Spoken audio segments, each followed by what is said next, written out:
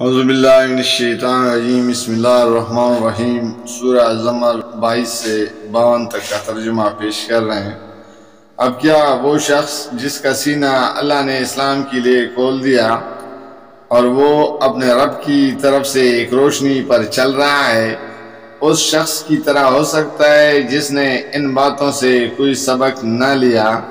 تباہی ہے ان لوگوں کے لیے جن کے دل اللہ کی نصیحت سے اور زیادہ سخت ہو گئے اور وہ کلی گمراہی میں پڑے ہوئی ہیں۔ اللہ نے بہترین کلام اتارا ہے، ایک ایسی کتاب جس کے تمام اجزاء ہم رنگ ہیں اور جس میں بار بار مضامین دہرائے گئے ہیں۔ اسے سن کر ان لوگوں کے رونگٹے کھڑے ہو جاتے ہیں جو اپنے رب سے ڈرنے والے ہیں، اور پھر ان کے جسم اور ان کے دل نرم ہو کر اللہ کے ذکر کی طرف راغب ہو جاتے ہیں۔ یہ اللہ کی ہدایت ہے جس سے وہ راہ راست پر لے آتا ہے جسے چاہتا ہے، اور جسے اللہ ہی ہدایت نہ دے اس کے لیے پھر کوئی ہادی نہیں ہے۔ اب اس شخص کی بدحالی کا تم کیا اندازہ کر سکتے ہو جو قیامت کے روز عذاب کی سخت مار اپنے منہ پر لے گا؟ ایسے ظالموں سے تو کہہ دیجئے گا کہ اب چکھو مزہ اس کمائی کا جو تم کرتے رہتے تھے۔ ان سے پہلے بھی بہت سے لوگ اسی طرح جھٹلا چکے ہیں، آخر ان پر عذاب ایسے رخ سے آیا جدھر ان کا خیال بھی نہ جا سکتا تھا۔ پھر اللہ نے ان کو دنیا ہی کی زندگی میں رسوائی کا مزہ چکھایا، اور آخرت کا عذاب تو اس سے شدید تر ہے۔ کاش یہ لوگ جانتے، ہم نے اس قرآن میں لوگوں کو طرح طرح کی مثالیں دی ہے کہ یہ ہوش میں آئیں۔ ایسا قرآن جو عربی زبان میں ہے، جس میں کوئی ٹیڑھ نہیں ہے، تاکہ یہ برے انجام سے بچیں۔ اللہ ایک مثال دیتا ہے، ایک شخص تو وہ ہے جس کی ملکیت میں بہت سی کج خلق آقا شریک ہیں جو اسے اپنی اپنی طرف کھینچتے ہیں، اور دوسرا شخص پورا کا پورا ایک ہی آقا کا غلام ہے۔ کیا ان دونوں کا حال یکساں ہو سکتا ہے؟ الحمدللہ، مگر اکثر لوگ نادانی میں پڑے ہوئے ہیں۔ اے نبی صلی اللہ علیہ وسلم، تمہیں بھی مرنا ہے اور ان لوگوں کو بھی مرنا ہے۔ آخرکار قیامت کے روز تم سب اپنے رب کے حضور اپنا اپنا مقدمہ پیش کرو گے۔ پھر اس شخص سے بڑا ظالم اور کون ہوگا جس نے اللہ پر جھوٹ باندھا اور جب سچائی اس کے سامنے آئی تو اسے جھٹلا دیا۔ کیا ایسے کافروں کے لیے جہنم میں کوئی ٹھکانہ نہیں ہے؟ اور جو شخص سچائی لے کر آیا اور جنہوں نے اس کو سچ مانا، وہی عذاب سے بچنے والے ہیں۔ انہیں اپنے رب کے ہاں وہ سب کچھ ملے گا جس کی وہ خواہش کریں گے۔ یہ ہے نیکی کرنے والوں کی جزا، تاکہ جو بدترین اعمال انہوں نے کیے تھے انہیں اللہ ان کے حساب سے ساکت کر دے، اور جو بہترین اعمال وہ کرتے رہے ان کے لحاظ سے ان کو اجر عطا فرمائے۔ اے نبی صلی اللہ علیہ وسلم، کیا اللہ اپنے بندوں کے لیے کافی نہیں ہے؟ یہ لوگ اس کے سوا دوسروں سے تم کو ڈراتے ہیں، حالانکہ اللہ جسے گمراہی میں ڈال دے اسے کوئی راستہ دکھانے والا نہیں، اور جسے وہ ہدایت دے اسے بھٹکانے والا بھی کوئی نہیں۔ کیا اللہ زبردست اور انتقام لینے والا نہیں ہے؟ ان لوگوں سے اگر تم پوچھو کہ زمین اور آسمانوں کو کس نے پیدا کیا ہے تو یہ خود کہیں گے کہ اللہ نے۔ ان سے کہو، جب حقیقت یہ ہے تو تمہارا کیا خیال ہے کہ اگر اللہ مجھے کوئی نقصان پہنچانا چاہے تو کیا تمہاری یہ دیویاں جنہیں تم اللہ کو چھوڑ کر پکارتے ہو مجھے اس کے بچائے ہوئے نقصان سے بچا لیں گے؟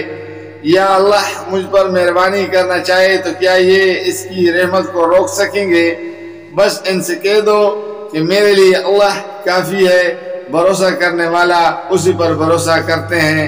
ان سے صاف کہو کہ اے میری قوم کے لوگوں، تم اپنی جگہ اپنا کام کیے جاؤ، میں اپنا کام کرتا رہوں گا۔ ان قریب تمہیں معلوم ہو جائے گا کہ کس پر رسوا کن عذاب آتا ہے اور کس سے وہ سزا ملتی ہے جو کبھی ٹلنے والی نہیں۔ اے نبی صلی اللہ علیہ وسلم، ہم نے سب انسانوں کے لیے یہ کتاب برحق تم پر نازل کر دی ہے۔ اب جو سیدھا راستہ اختیار کرے گا اپنے لیے کرے گا، اور جو بھٹکے گا اس کے بھٹکنے کا وبال اسی پر ہوگا۔ تم ان کے ذمہ دار نہیں ہو۔ وہ اللہ ہی ہے جو موت کے وقت روحیں قبض کرتا ہے، اور جو ابھی نہیں مرا ہے اس کی روح نیند میں قبض کر لیتا ہے، پھر جس پر وہ موت کا فیصلہ نافذ کرتا ہے اس سے روک لیتا ہے، اور دوسروں کی روحیں ایک وقت مقررہ کے لیے واپس بھیج دیتا ہے۔ اس میں بڑی نشانیاں ہیں ان لوگوں کے لیے جو غور و فکر کرنے والے ہیں۔ کیا اس خدا کو چھوڑ کر ان لوگوں نے دوسروں کو شفیع بنا رکھا ہے؟ ان سے کہو کیا وہ شفاعت کریں گے خواہ ان کے اختیار میں کچھ نہ ہو اور وہ سمجھتے بھی نہ ہو۔ کہو شفاعت ساری کی ساری اللہ کے اختیار میں ہے، آسمانوں اور زمین کی بادشاہی کا وہی مالک ہے، پھر اسی کی طرف تم پلٹائے جانے والے ہو۔ جب اکیلے اللہ کا ذکر کیا جاتا ہے تو آخرت پر ایمان نہ رکھنے والوں کے دل کڑکنے لگتے ہیں، اور جب اس کے سوا دوسروں کا ذکر ہوتا ہے تو یک وہ خوشی سے کھل اٹھتے ہیں۔ کہو خدایا آسمانوں اور زمین کے پیدا کرنے والے، حاضر و غائب کے جاننے والے، تو ہی اپنے بندوں کے درمیان اس چیز کا فیصلہ کرے گا جس میں وہ اختلاف کرتے رہے ہیں۔ اگر ان ظالموں کے پاس زمین کی ساری دولت بھی ہو اور اتنی ہی اور بھی، تو یہ روز قیامت کے برے عذاب سے بچنے کے لیے سب کچھ فدیے میں دینے کے لیے تیار ہو جائیں گے۔ وہاں اللہ کی طرف سے ان کے سامنے وہ کچھ آئے گا جس کا انہوں نے کبھی اندازہ ہی نہ کیا ہے۔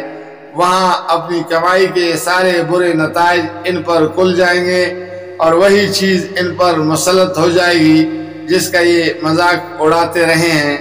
یہی انسان جب ذرا سی مصیبت اسے چھو جاتی ہے تو ہمیں پکارتا ہے، اور جب ہم اسے اپنی طرف سے نعمت دے کر اوپار دیتے ہیں تو کہتا ہے کہ یہ تو مجھے علم کی بنا پر دیا گیا ہے، نہیں بلکہ یہ آزمائش ہے، مگر ان میں سے اکثر لوگ جانتے نہیں ہیں۔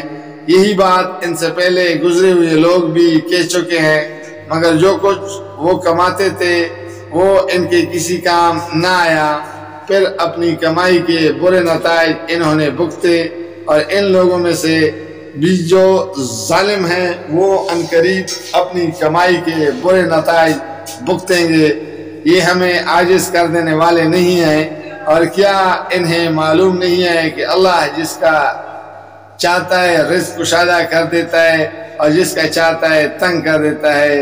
اس میں نشانیاں ہیں ان لوگوں کے لیے جو ایمان لاتے ہیں۔ جزاک اللہ فی امان اللہ۔